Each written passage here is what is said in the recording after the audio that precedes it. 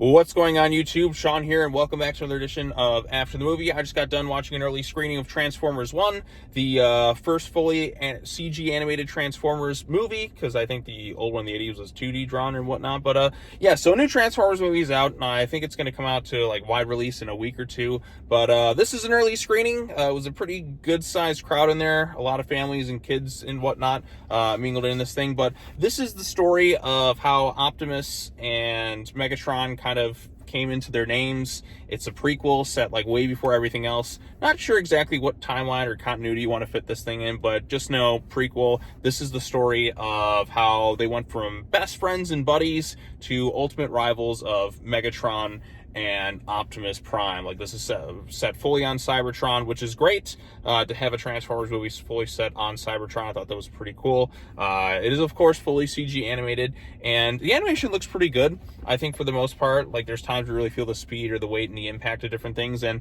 the action is pretty solid as well, because you, like, get to see, like, since it is animated, they're kind of, like, they can kind of do whatever they want with it, and, like, they don't feel, like, as like restrained compared to like if it were live action. They have to like bring in like kind of mix the two elements and whatnot. So I thought the animation looked pretty good for the most part in this movie, the way it was kind of showcased and whatnot. So but yeah, so with a story like this, you kind of know exactly like which direction it's going to go, and there aren't really any genuine big surprises that, I mean, because it's a prequel, you know inevitably Optimus is going to become Optimus and Megatron's going to become Megatron. It's kind of like a Star Wars prequel, but what really matters is how that is necessarily like executed. And I think really in the last like half hour to like 45 minutes of the movie, I think it really works like at its best.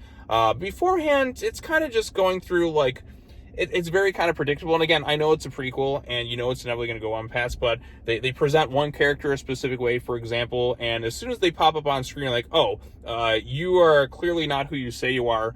And of course, like, it's all about, you know, you have the deception element and all that too. Like, I just kind of predicted like everything that was kind of going to happen. And but it's just a matter of how that's kind of executed. So again, having actors like Brian Tyree Henry and Keegan-Michael Key in here, and even Chris Hemsworth and whatnot, there definitely are a lot more heavy comedic elements to this film than there were in any other Transformers movie I've seen before. And not to say that there wasn't a bit of humor and levity in each Transformers movie, because there always kind of is, but here they really leaned into the comedy. I mean, there are genuinely a few really funny parts in this film, and I thought those, like, you know, like they made me laugh, certainly, but I didn't really feel like the emotions or the weight or the stakes up until, like I said, the last 30 or 40 minutes of the movie. And I think that's when it started to get like really good, because beforehand I was like, you know, this is just kind of safe, kind of generic, like animated film. Like, I've seen movies like this before. Feels like it's kind of going through the motions. And yeah, once it starts to get a little bit of the darker elements kind of mixed in there, and I think that's when the movie really kind of picked up for me. Now, the story, like I said, like, it's a prequel, be set before everything kind of else. Doesn't matter what continuity or whatnot. But we get the story of how Optimus and Megatron met each other, but they're not known as that up until like kind of towards the end of the film. Kind of like how Anakin wasn't known as Darth Vader. But Optimus is Orion Pax. Sorry, did my voice just crack there? And then Megatron was like D16. And they're best buddies. They're goofy. They're kind of silly. They're these two mining robots that can't transform. And you have this other character, Sentinel Prime, who's just kind of like the leader of everything. And he's making everybody mine for this energy source while he goes and looks for this matrix to basically restore Cybertron to its former glory. So they have to mine, which is a very dangerous thing. And, you know, he wants more. Optimus wants more. Megatron kind of wants more too, but it's like, oh, we should just stay in line, kind of do our work. He kind of puts full trust in someone until ultimately one of them's deceived, or actually they're all kind of deceived by this other character. I mean, you can kind of guess based on who's in the movie, like who's really doing kind of the bad stuff. And then eventually you see kind of that turn, and then it kind of goes into, like I said, a little bit of the darker elements with it. And I think that's where the movie's at its best in the last 30 to 40 minutes, because up to that point I'm just like, you know, it's kind of funny. Like, the animation looks nice, but I'm not really like loving this thing, because not all the jokes landed. They're just like, okay, that's, you know, kind of funny and whatnot. But like I said, once it gets kind of towards the later half of the film, I think it gets better. In terms of the voice actors, Brian Tyree Henry and Chris Hemsworth, when you grew up like listening to like Peter Cullen and who was it? Like even like Hugo Weaving or Frank Welker, for instance, as the voices of those characters you've kind of known for many years. Hearing these two as like the young Optimus and young Megatron, it's a little bit off-putting. I'm not gonna lie, not to say that they're not talented voice actors. I think Brian Tyree Henry did a little bit of a better job than Chris Hemsworth, for instance, because it's just kind of hard for me to separate like what Peter Cullen did for the character, or even like John Bailey like for Optimus. Like Optimus has such a distinct voice, and hearing Chris Hemsworth talk and just kind of just feeling like a bit of a buddy like cop type movie between him and Megatron, although it's not really a buddy cop thing. Like, it's like a buddy road trip kind of adventure film for like the early part of it. Like it didn't quite work for me. Like his voice just does not fit like Optimus Prime that I know. And again, I'm trying to separate it, and it is a lot to get used to. I mean, you kind of get used to it by the end, but I was just kind of like, man, I wish Peter Cullen was in this thing. But then again, because it leans so heavily into the comedy, like I'm not sure if Cullen's voice really would have worked for like what they were trying to do with the young Optimus. So I don't know. It's kind of tricky to see like these characters in the way you kind of know them like now versus like kind of like then, especially with Optimus. Like I've always kind of known him as like noble, like strong leader. Seeing him kind of be a little bit of a goofy clown for a lot of it, and just like a lot of jokes and all that, just it's a little bit off-putting. But again, he's young, he has time to learn, and by the end of the film he starts to morph more into the Optimus that we kind of all know and love, and Megatron kind of does. Now with the film like this, because it's a prequel, it's inevitably going to lead to somewhere, it's all about how that's kind of executed.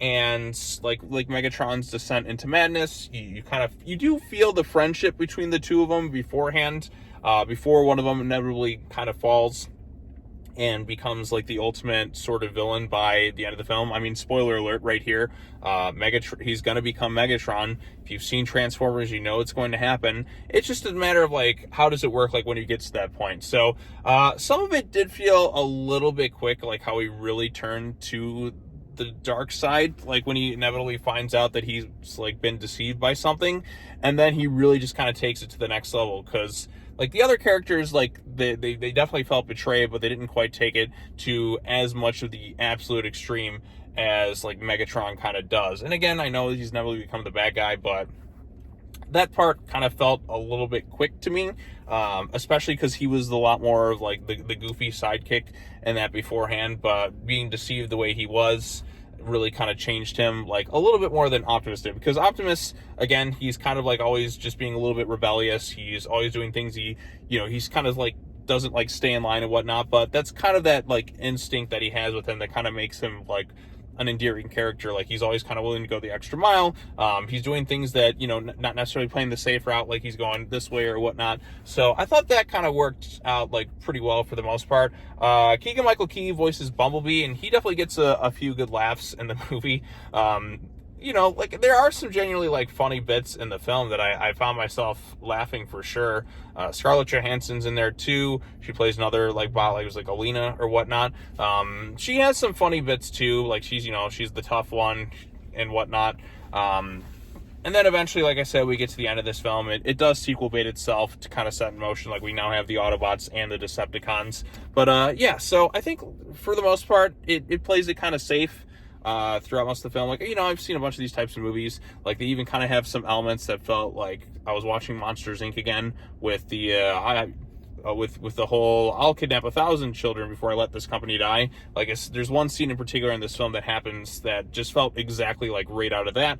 But like I said, but it kind of has a little bit of a darker twist in this film than Monsters Inc., for instance. So I know I'm being very vague and random because I don't want to necessarily give everything away because the movie isn't out for a few weeks. But I think in general, like the consensus with like from what I'm like kind of seeing online, a lot of people are really liking this thing. They say it's the best Transformers movie.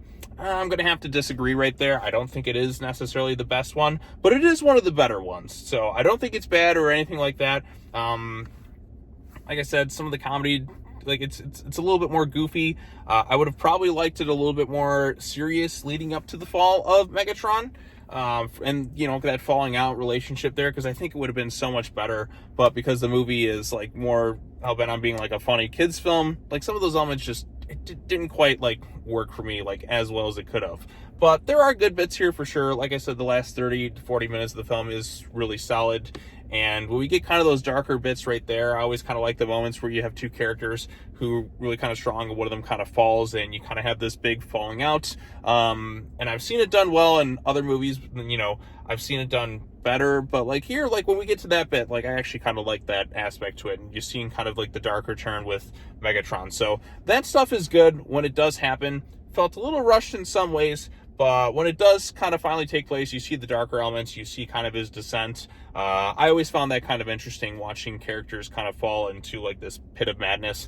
And I think, like I said, there's good bits in there for sure. Some of it did feel a bit rushed, but like when it gets good, it does get pretty good. So again, this is kind of a vague, just trying to like comprehend all my thoughts just out of the theater experience, but I did enjoy it, like for the most part.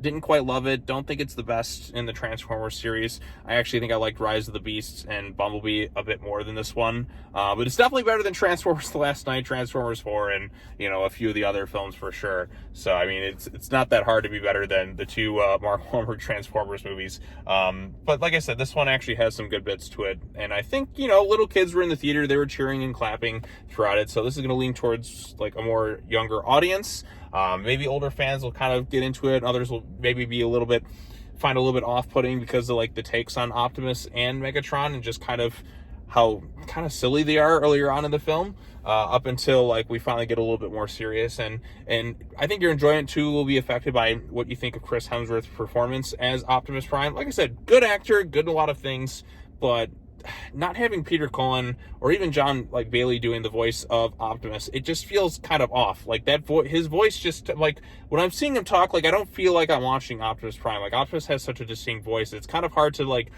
because it's been that voice for so long, like have somebody else kind of come in and do something that doesn't really sound like that. It's kind of like it doesn't quite work as well. I don't know. And it's not like I've seen other characters voice things well. I mean, look at how many different actors have come in to voice Batman with different takes, but Optimus has always kind of had that distinct sound to him, and when it's just not there, it doesn't quite feel like I'm like Optimus Prime. Like I would have liked it when he does inevitably kind of make the switch to becoming Optimus Prime. We just were like, all right, Hemsworth, you did your part, see ya, and just threw in Peter Cullen or like John Bailey or something. My God, did I just spit? I think it would have been a little bit better. But again, since he was already working on most of the movie, they're not going to like just kind of throw him away at the end there. But I would have been okay with it, to be honest. I think they would have made it a lot more cool and impactful. But yeah, so good bits in there for sure towards the end. But not loving this thing, but enjoying it just fine. I think kids are going to enjoy it. And I think I see this thing probably doing pretty well for the most part. So yeah. Those are my quick, long-winded thoughts on Transformers 1. Why they call it Transformers 1, I think. Like, because, like, when I'm thinking Transformers 1, oh, you mean the 2007 Transformers? No. Oh, you mean Transformers 1, as in, like, Transformers the movie? No, this is just Transformers 1. So it's that dumb titling. Like, why couldn't they call it something else? Because when I got to, like, the last movie, Transformers Rise of the Beast, okay, very distinct title. Transformers, okay, but which Transformers? 2007, okay, that one I can cut a little bit of slack because it's live action and whatnot. The 80s one's like Transformers the movie, but like now we're calling it Transformers 1.